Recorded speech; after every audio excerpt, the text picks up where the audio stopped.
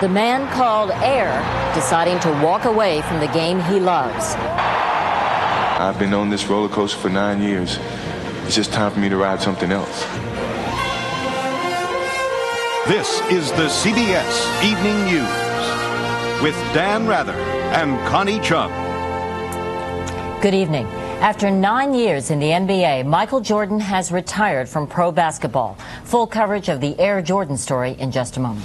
But first, tonight's lead, more U.S. troops for Somalia, the latest in the swirling foreign policy and military test facing President Clinton. Somalia is suddenly a more painful and dangerous issue, and after some delay, President Clinton has reportedly decided on a new U.S. policy. After 2 days of stinging criticism from both Republicans and Democrats in Congress, the president said today the U.S. needs to, and I quote now, conclude its role in Somalia. White House correspondent Rita Braver has the latest on this still developing story live from the White House. Rita? Good evening, Dan. White House sources say that after agonizing over Somalia for several days, Mr. Clinton is now prepared to send in still more troops, believing that the U.S. cannot cut and run. He is also expected to announce a date certain for withdrawal that will be about several months away. He will have no formal announcement of his plan, however, until tomorrow. Aides say that he wants to consult with congressional leaders and that details of this plan could change at the last minute. However, obviously aware of mounting public and congressional criticism of his leadership during this crisis, today the president made a short statement justifying a continued U.S. presence in Somalia. Our men and women in Somalia, including any held captive, deserve our full support. We are anxious to conclude our role there honorably, but we do not want to see a reversion to the absolute chaos and the terrible misery which existed before. And White House sources say that the president has decided to stop waiting for the United Nations to act and is sending Ambassador Robert Oakley to Ethiopia to work with African leaders in finding a political settlement for the Somalia crisis and also to get help in negotiating the release of the captured American soldier. Dan. Rita Braver live at the White House. Thanks. Word tonight from Somali warlord Mohammed Aidid that his men are holding just one American captive, the helicopter pilot Michael Durant, who's been seen on videotape this week. Aidid's people say Durant is being treated well and will not be used as a human shield to protect Aidid. From the Pentagon now, National Security Correspondent David Martin has the latest on the growing U.S. troop commitment. As reinforcements continue to load up for Somalia, the Pentagon has prepared orders to up the ante again by sending 1,500 to 2,000 more troops into the hellhole of Mogadishu. That would double the number of American combat troops in Somalia. Their mission?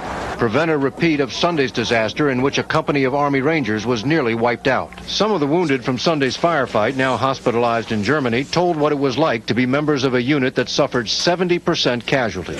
16 hours being pinned down is definitely a downer. We had to wait for reinforcements to come on the ground to pull us out.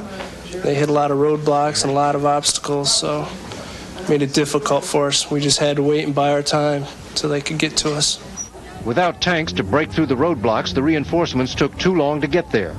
Sergeant Robert Jackson rode to the rescue in an armored personnel carrier. If you ever seen that movie Clint Eastwood in when he's in the bus and all the policemen are firing at him, it was just like that. I mean, I was like, oh God, I'm going to die, and you know. The U.S. military, which could do no wrong in Iraq, suddenly seems as if it can do no right in Somalia. It's the same military, but a different battleground. They're trying to establish security in a clan stronghold in an urban area. And it's not clear that that can be done with military force under the rules that we have them operating under right now. No one is suggesting that putting in more troops will increase the chances of capturing Mohammed Aidid. In fact, there are those in the Pentagon who warn that more troops only mean more targets for Aidid to shoot at. Connie? Thank you, David Martin at the Pentagon. Now, tonight's other major story, the stunning decision by one of the world's best-known celebrities, Michael Jordan, to give up professional basketball at the top of his game. Ever since the word got out, people have been asking why. Today, Jordan gave his answer. We have two reports, beginning with correspondent Frank Courier in Chicago. Saying he's lost the heart and desire to keep playing the game, Michael Jordan today retired from basketball. This is my choice, and I've always wanted to make it my choice. No pressure, he said, no regrets. I've reached the pinnacle of my career. I've achieved a lot in that short amount of time. I just feel that I don't have anything else for myself to prove. A surprise announcement leaked last night after Jordan tossed out the first pitch at baseball's playoff opener. And it comes amidst a career of unprecedented success. A 7th straight year as the NBA's scoring leader, a 3rd consecutive championship for his Chicago Bulls. I know that kids are going to be disappointed, but hopefully they learn that Michael Jordan was once a basketball player, but now he's a human being, he's a man, he must continue on, he has a family, he got other things he must achieve. Retirement, Jordan said, was influenced but not decided by the brutal shooting death of his father last July, as prosecutors in North Carolina prepare to seek the death penalty against his accused assailants. I guess the biggest positive thing that I can take out of my father not being here with me today is that he saw my last basketball game, and that means a lot. Shock has overwhelmed Chicago's fascination this week with the White Sox, leading many fans to wonder if basketball will ever be the same.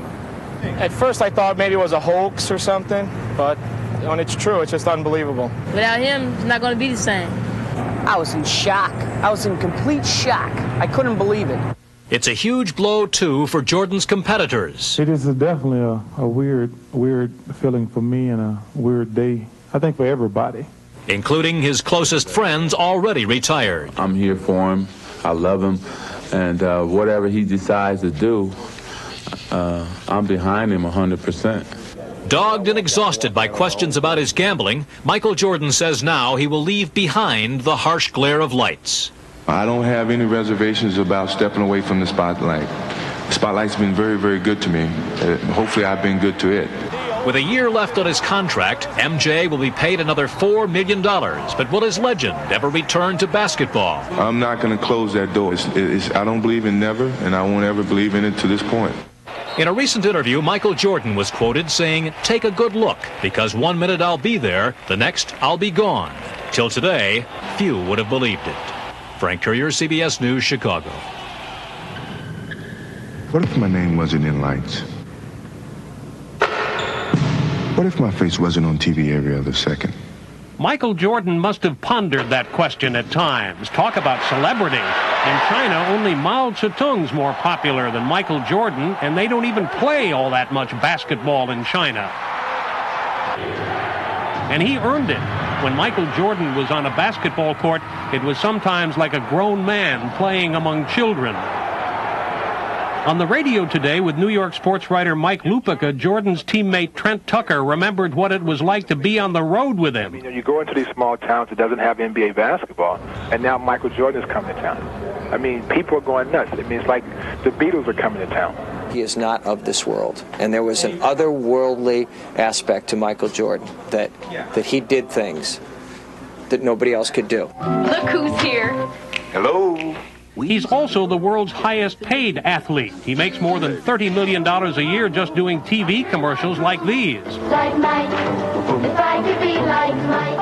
I think the fact that he could fly is really magical on television. And it brought people who were not basketball fans in, just at the sheer majesty and grace of his movement. Michael Jordan's been good for business and even better for pro basketball. And now with his going, an era's truly ended. Larry Bird, Magic Johnson, all those superstars of the Olympic Dream Team have retired. So it's sad to know he's leaving, and nobody's more disappointed than all those kids who dreamed of growing up to be Michael Jordan. He's an icon. The guy is unstoppable. Most people would say he was the greatest basketball player that ever lived. It's not everybody who can retire at 30, but at least Jordan won't have to worry about the wolf at the door. His multi-million-dollar endorsement contracts are good for years to come. Richard Threlkeld, CBS News, New York. This is just not a good day for Chicago sports fans. The White Sox lost their second straight American League playoff game to Toronto. The Blue Jays head back to Toronto, leading the series now 2-0. Straight ahead on tonight's CBS Evening News. The October Rebellion is over in Moscow. Now Boris Yeltsin vows a future for all of Russia without communism. And Eye on America tonight, gaining a stronger voice to fight the powers that be.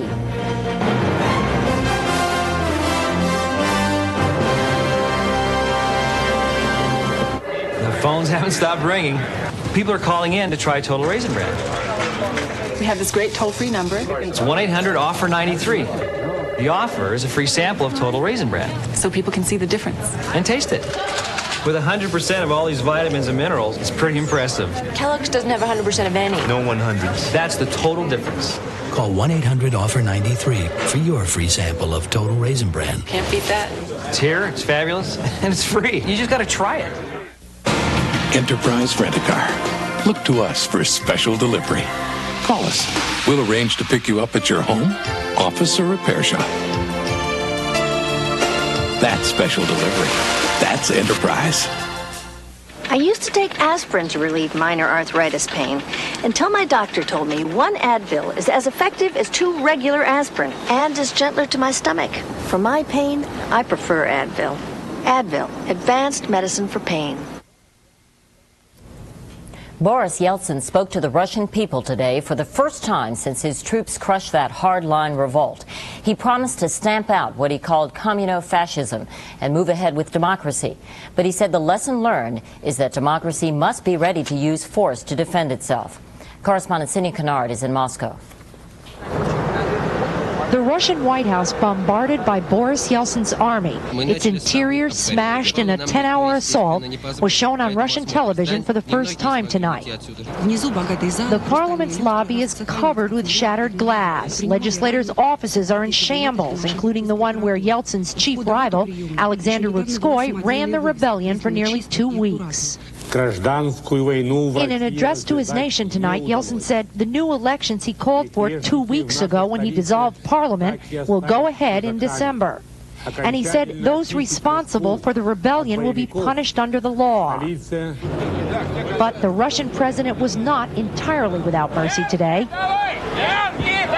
Some of the hundreds captured and jailed after the storming of the White House were released, still defiant. Tomorrow, all of Russia remembers those killed in what Yeltsin now calls the October Rebellion. He has declared a national day of mourning and urged the country to get back on the road to reform and democracy. Still, some wonder if Yeltsin risks destroying democracy as he tries to save it. A small demonstration in downtown Moscow was stopped by riot police moments after it started today. What a wise president should do is to limit this democracy as less as possible and to take as effective actions as he can and to come back to democracy as soon as he can. Russia's president did take one symbolic step to erase the past tonight. For nearly 70 years, soldiers marched across Red Square to stand watch at Lenin's tomb. Tonight, by Yeltsin's order, the honor guard for the founder of the Soviet Union is gone. Cindy Kennard, CBS News, Moscow. Israeli Prime Minister Rabin and PLO Chief Yasser Arafat got down to the business of peacemaking. Today, the two held their first working meeting in Cairo with Egyptian President Mubarak. This time, they did not shake hands for the cameras. Rabin declined. But they did agree to begin full-scale talks a week from today on Palestinian self-rule in Gaza and Jericho. Stay with us for much more CBS Evening News, including Judgment Day for a fugitive after a lifetime on the run.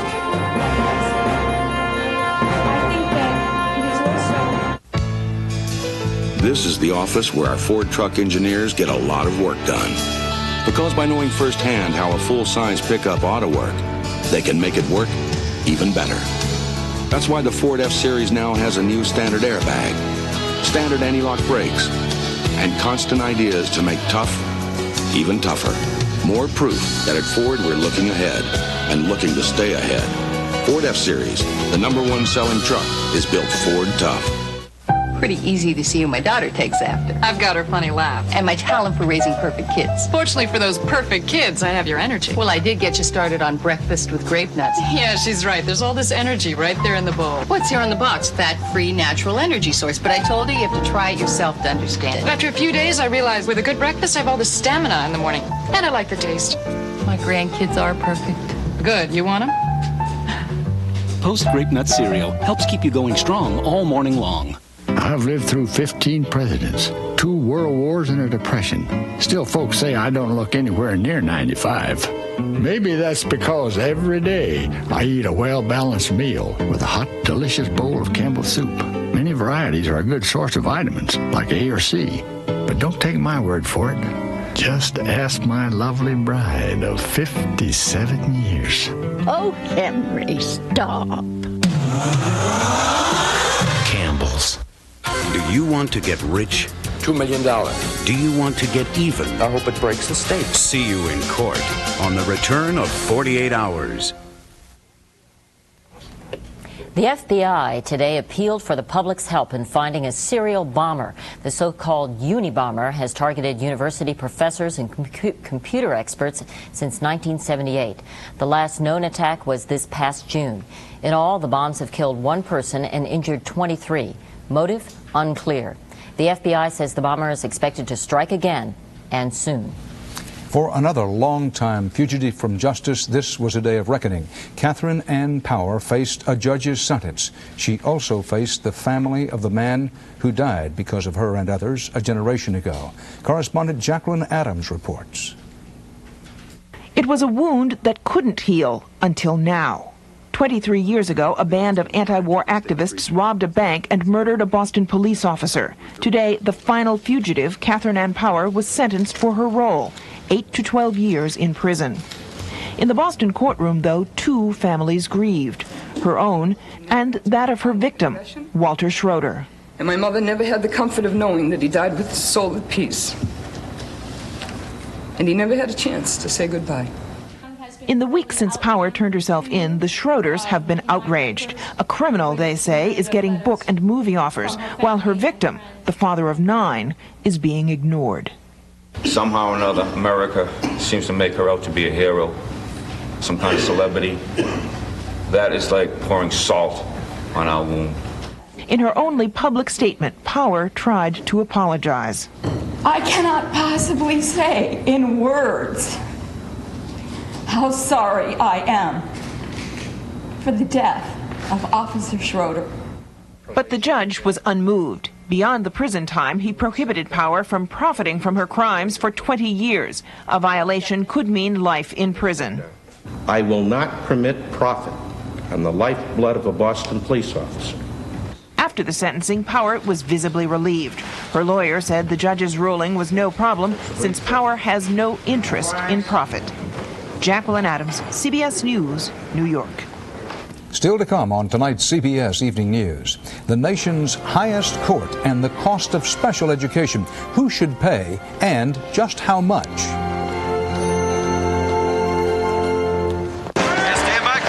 Welcome back, everybody. Fred, final question. Are you ready? I'm ready, Norm. Name the most affordable mid-size sedan with driver and passenger airbags, anti-lock brakes, and a V6. Okay, I know it's not an import. How about the Ford Taurus? Oh, Fred, I'm sorry. What? The most affordable mid-size sedan with all that stuff is the new Pontiac Grand Prix Sports Sedan. What? Denise showed Fred what he could have won. Grand Prix is the most affordable. Who'd have guessed that? I was going to say Pontiac.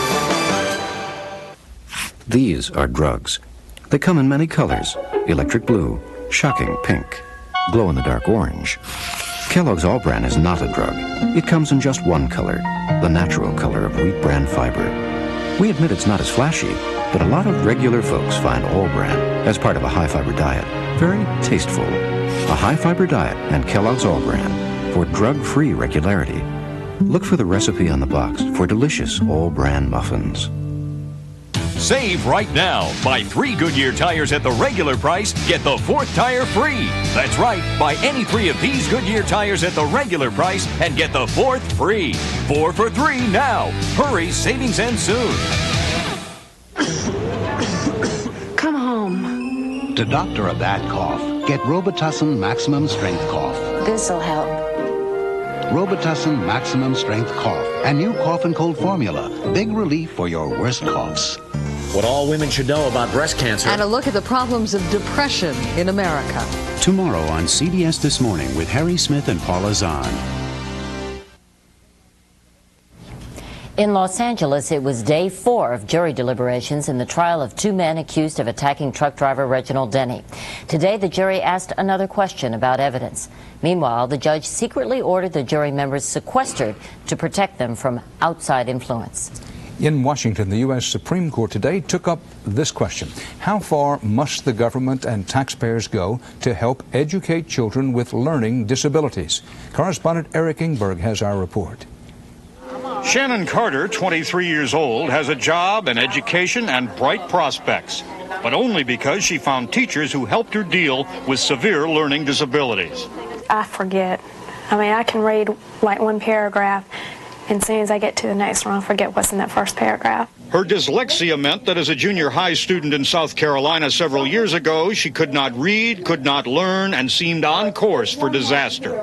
And I got very depressed, no self-confidence, very low esteem, and suicidal. Alarmed, Shannon's parents asked the local school board to provide appropriate special courses as required by federal law. School officials offered to augment Shannon's regular schooling here with a special education instructor 3 days a week. The family said that wasn't enough. We were very upset about her emotionally as well as educationally. We felt like that we had to find something and find something really fast. They chose a private school 100 miles away which specializes in teaching children with learning disabilities. When the state refused to pay the $35,000 bill for the private schooling, the Carters went to court. Today, their lawyer, Peter Wright, who like Shannon has fought a lifetime battle against dyslexia, stressed that federal laws and the courts have determined every child deserves an education regardless of handicaps. The nation's school boards, whose concerns about cost brought them into this case, argue parents don't have the right to pick just any school. The Carters, awaiting the court's ruling, say their focus is on removing roadblocks to the learning disabled, because as they put it, there are other Shannons out there. Eric Ingberg, CBS News, Washington.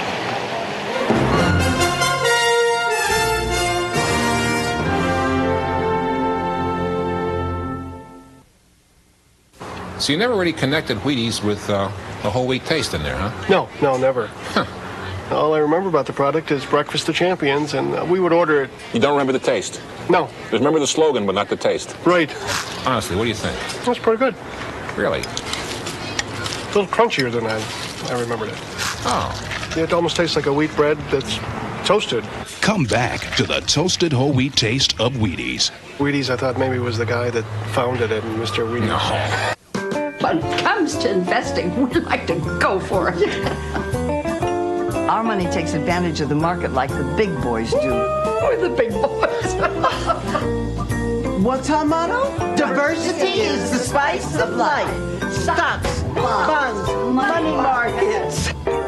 Dreyfus continually scans the market. Here's Dreyfus. Our other motto is never invest on an empty stomach. That's also important.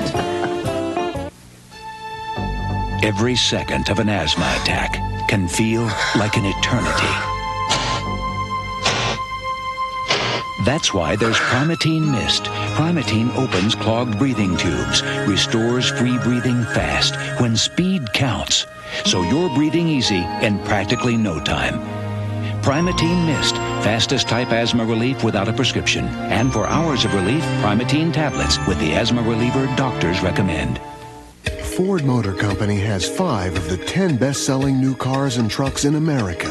And to help keep your car running like new, we designed Quality Care Preventive Maintenance. It's a level of care you won't find anywhere but at your Ford or Lincoln Mercury dealer. Everything from changing your oil and filter to brake jobs and shocks. Quick, expert, and competitively priced. Quality Care, where the quality continues. Governor Pete Wilson of California has just signed 4 laws that are designed to crack down on illegal immigrants. Criminals, the governor calls them. It will be tougher for them now to get jobs and state services. Immigration has become a hot-button issue, and a lot of politicians are pushing the button. As correspondent John Blackstone reports in tonight's Eye on America. Good morning. How are you today? Check under the hood for you today? In the battle to control America's borders, Eddie Cortez was almost a casualty. Though he was born in California, though his family's been here for 3 generations, some government officials weren't sure he belongs. This is America. This is a country that I love.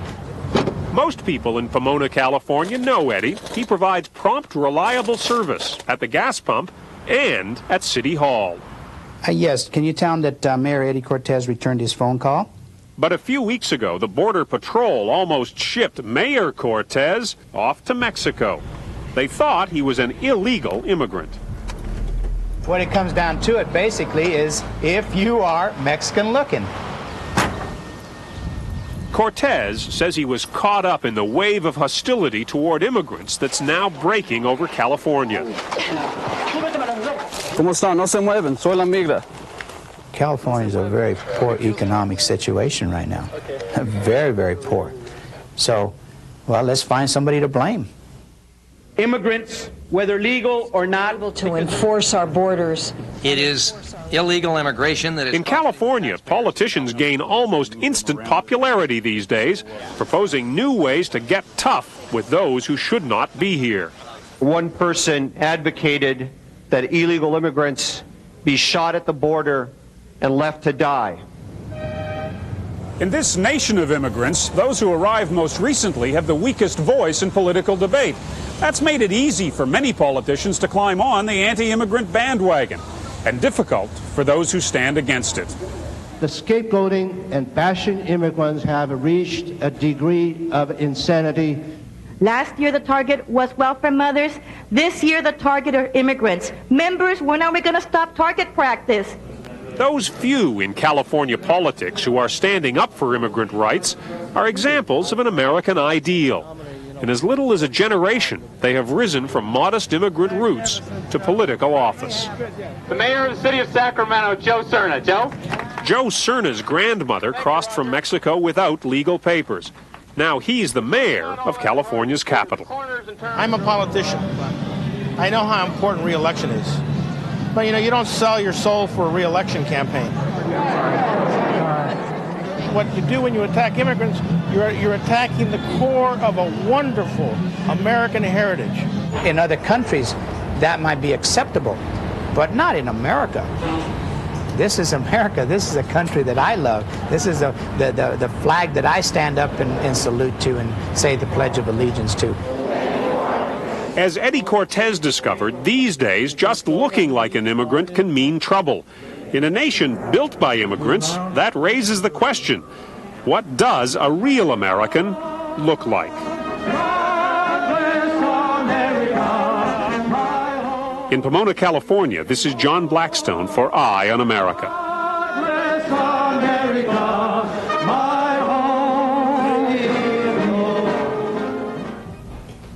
And that's our news. Coming up on CBS this morning, Tipper Gore on health care reform and her battle to expand coverage for mental illness. Join Harry Smith and Paula Zahn first thing in the morning. And don't forget the National League Baseball playoff game tonight, Phillies and Braves. The Tomahawk Chop comes to the city of brotherly love live here on CBS. Connie and I will see you again tomorrow on the CBS Evening News. Good night. Good night.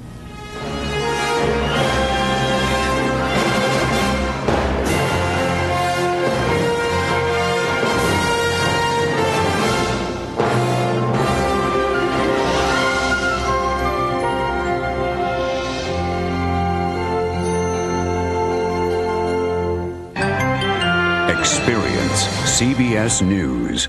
He got a new job only to discover that it wasn't what they promised, and later they let him go. He sued. Can you do that? Find out on Eye on America tomorrow on the CBS Evening News.